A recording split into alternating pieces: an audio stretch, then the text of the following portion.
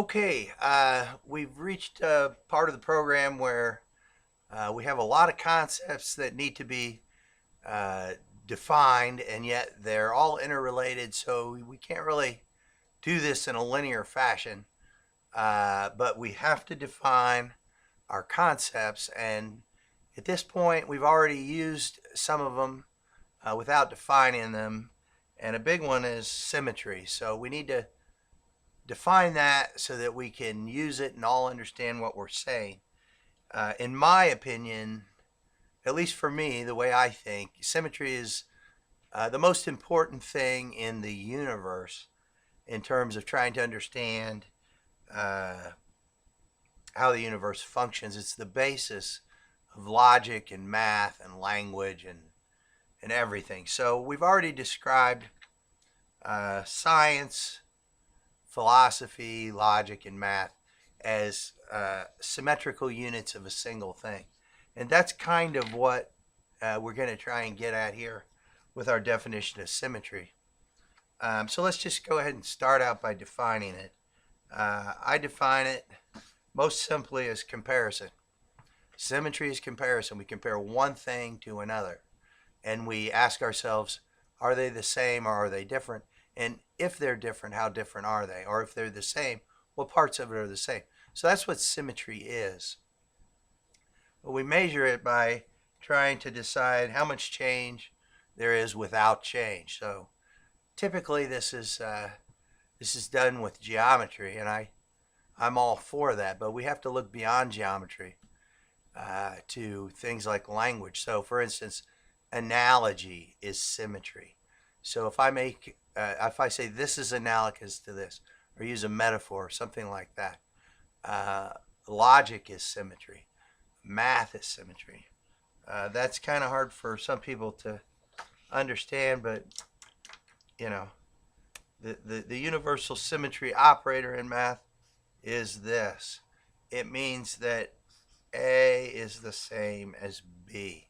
So every time we do a math problem, there, we're saying that this is the same as that. And this is a set of symbols. This is a set of symbols. This is the symmetry set. And then this is the language.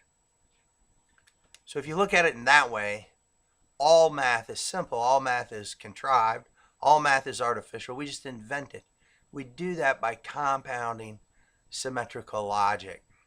And of course, it gets very complex very quickly, as we should expect and as we should hope.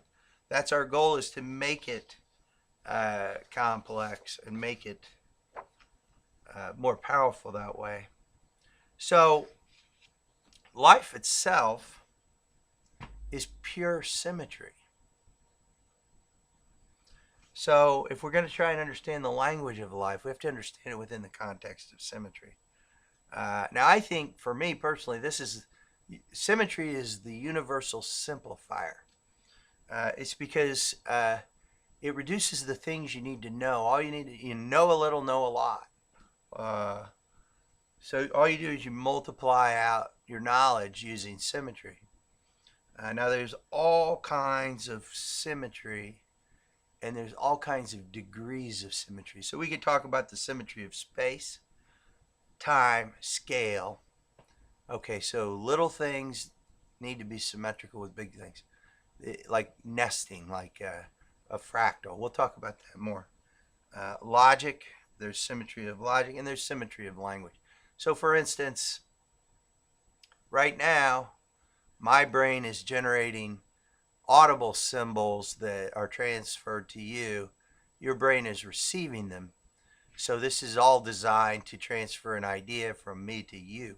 This depends on a high level of symmetry. It depends that our brains are somewhat the same, but we have to have this language that translates it. So the symmetry of the thoughts is dependent on the language. This is exactly how the genetic code works.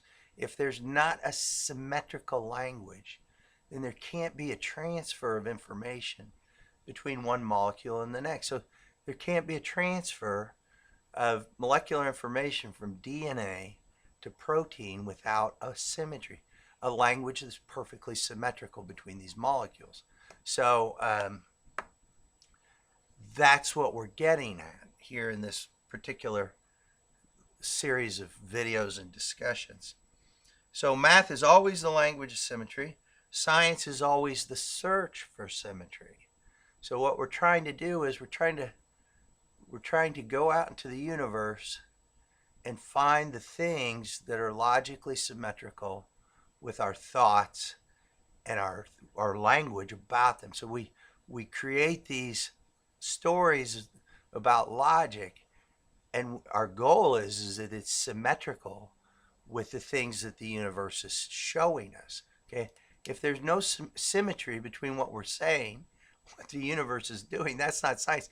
That's superstition. Okay. I tell my kids, I say, life is life is nothing but problems, and all problems are mathematical. Well, that's true. So you just got to figure out the math of the problem if you're going to solve it.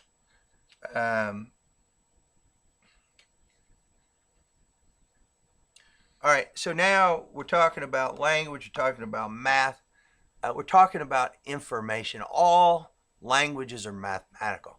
All languages require information. It's the manipulation of information that is the language. We know that all languages are mathematical because we can reduce them all and put them in a computer. Okay, well, that just is dead nuts obvious.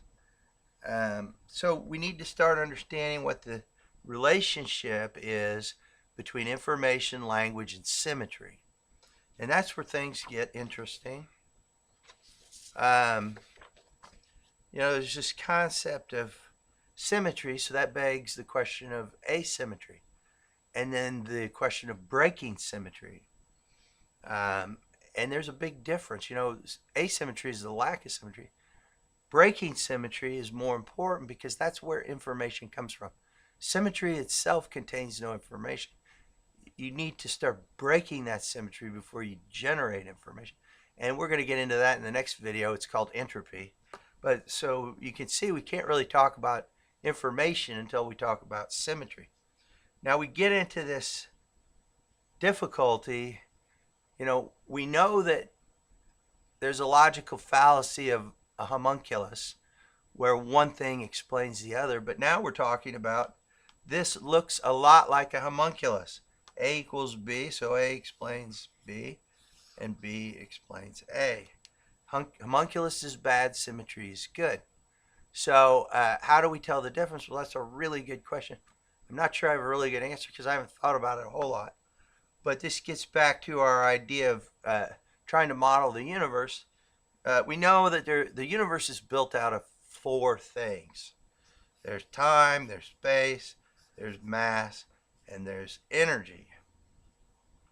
So when we model it, we want to try and find a symmetry, but we want to try and avoid a homunculus.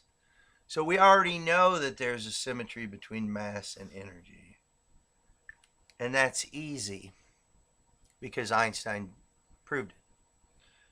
And so then we have to ask ourselves, what's the relationship between time and space? And that's a tough one. That's hard to say. But then we say, with general relativity, if we combine time and space, we say that mass and energy deform time and space. And then we say that the deformation of mass and energy defines how, or the deformation of space will define how mass and energy behave in space through time. Well, I think this is a symmetry, but this is a homunculus. That's just me because I'm going to try and make this as simple as I can, but I don't want to make it so simple that I've reduced it to a homunculus. I think this is where we run into problems, and I think they're just purely mathematical problems, and we'll talk about that later. It's a logic problem.